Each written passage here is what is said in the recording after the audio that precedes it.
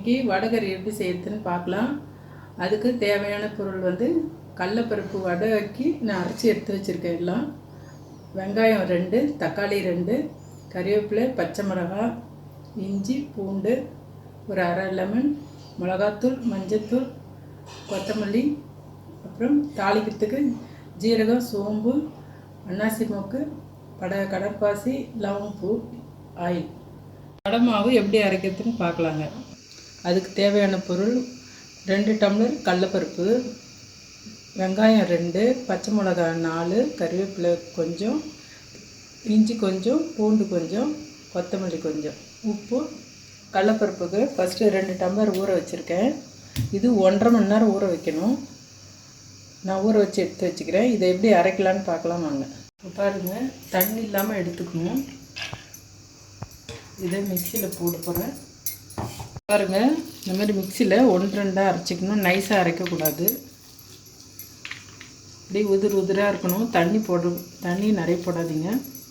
கெட்டியாக அரைச்சிக்கங்க. இப்படி பளபளன்னு இருக்கும். பாருங்கள், இந்த மாதிரி அரைச்சிட்டேன். இப்போ வந்து அந்த இஞ்சி எடுத்து மிக்சி ஜாரில் போட்டுக்கிறேன். பூண்டு எடுத்து வச்சல அதை அப்படியே போட்டுக்கலாம். கொஞ்சம் சோம்பு போட்டுக்கிறேங்க. இந்தளவு சோம்பு போடுங்க. இதை ஒரு சுற்றி இதில் போட்டுடலாம். பாருங்கள், இந்த மாதிரி ஒரு சுற்றி போட்டாச்சு. இதில் இப்போ வந்து கொத்தமல்லி, வெங்காயம் 2 வெங்காயம் அரிஞ்சிருக்கேன், இது போட்டிருக்கேன். பச்சை மிளகா, நான் பச்சை மிளகா அப்படியே போடுறேன். சிலருக்கு அரைச்சும் போடலாம். நான் அப்படியே கட் பண்ணி போட்டுக்கிறேன். கறிவேப்பிலை கொஞ்சம், ஆனால் உப்பு போட்டு ரசம் வச்சுக்கோங்க.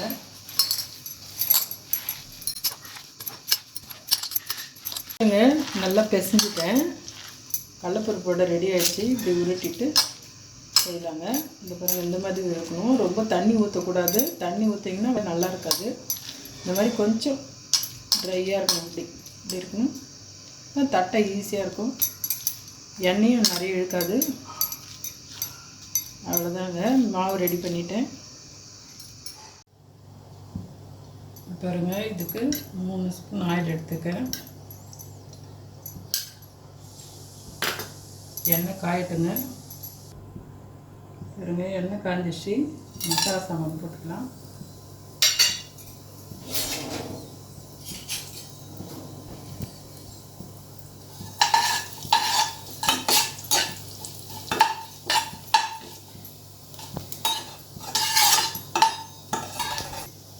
பாருங்க, எல்லாம் வறுத்துச்சு. வெங்காயம் போடுறேன்.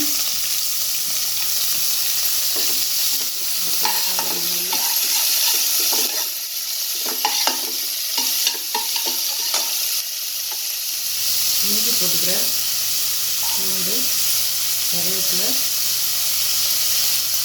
பச்சை மிளகாய், கொஞ்சம் வெங்காயம் தேவை. கொஞ்சம்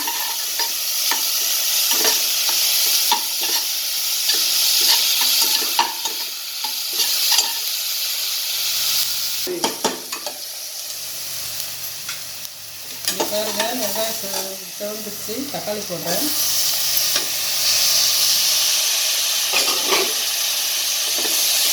தக்காளியும் கொஞ்சம் வதக்கணும்.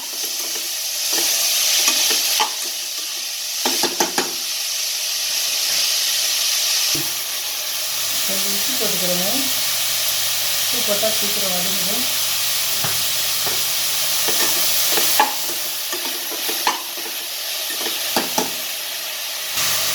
மூடி வச்சுருங்க ஒரு 2 நிமிஷம்.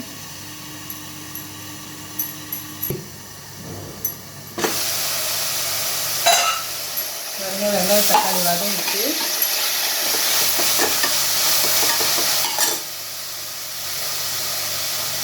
கொஞ்சம் மஞ்சள் தூள் போட்டுக்கிறேங்க. 1/2 ஸ்பூன். நல்லா கலரிடுங்க.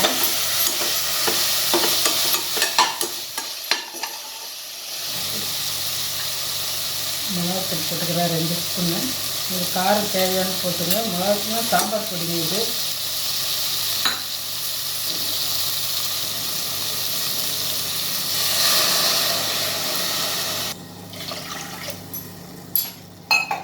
இந்த மாதிரி தனியாக இருக்கணுங்க. அப்போ தான் வடைகறிக்கு வடை செஞ்சு இதில் போடுறதுக்கு கரெக்டாக இருக்கும்.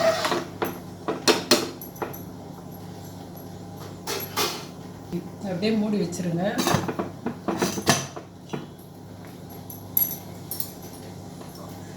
வடை செய்யறதுக்குங்க எண்ணெய் ஊற்றிக்கிறேன். கொஞ்சம் கடலை எண்ணெய் நான் யூஸ் பண்ணுறேன். தட்டி எடுத்துக்கங்க. இதில் போடுங்க.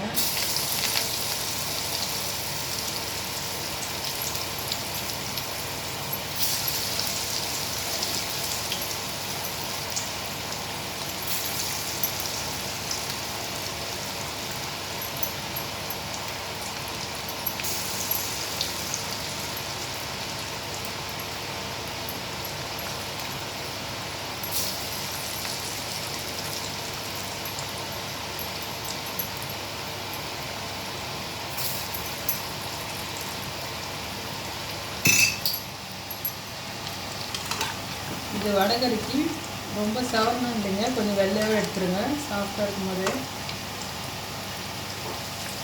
ஏன்னா அதில் தூள் பண்ணி போட போகிறது.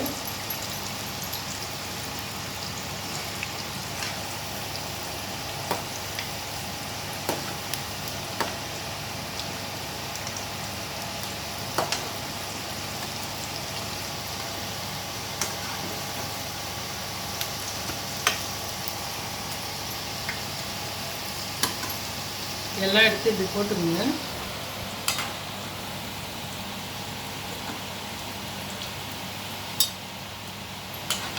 வடைகறி குழம்பு ரெடி ஆகிடுச்சுங்க.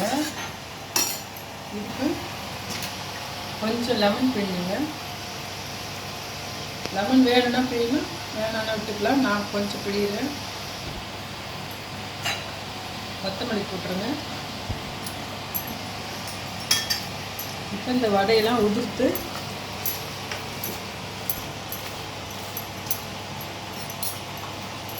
அடுப்பு ஆஃப் பண்ணிடுங்க.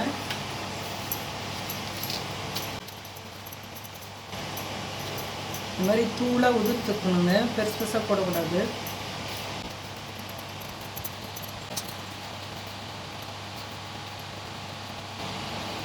இந்த மாதிரி உதிர்த்து இந்த குழம்புல போட்டுருணுங்க வடைகறிக்கு.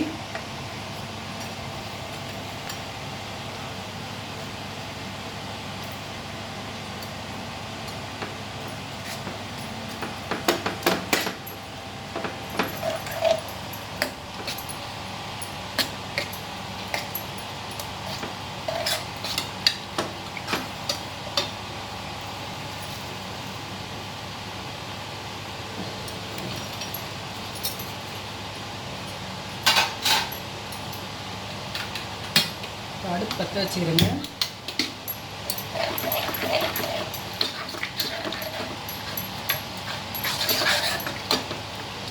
இப்படி போட்டிங்க இல்லைங்களா, பாருங்க. இந்த வடை மாவே கொஞ்சம் இப்படி போட்டு கரைச்சிக்கோங்க. கரைச்சிட்டு இதில் ஊற்றிடுங்க.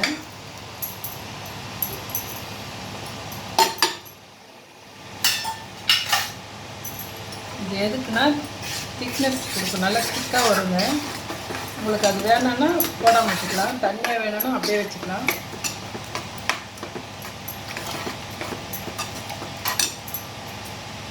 கொஞ்சம் தண்ணி வச்சுக்கணும்.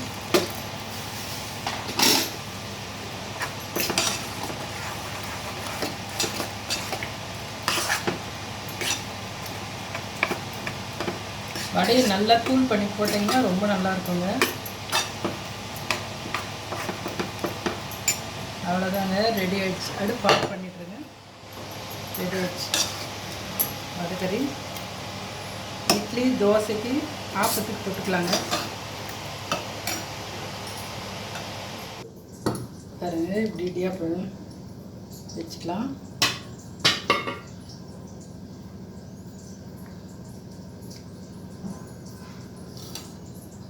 வடைகறிங்க இடியாப்பத்துக்கு மேட்சாக இருக்கும்.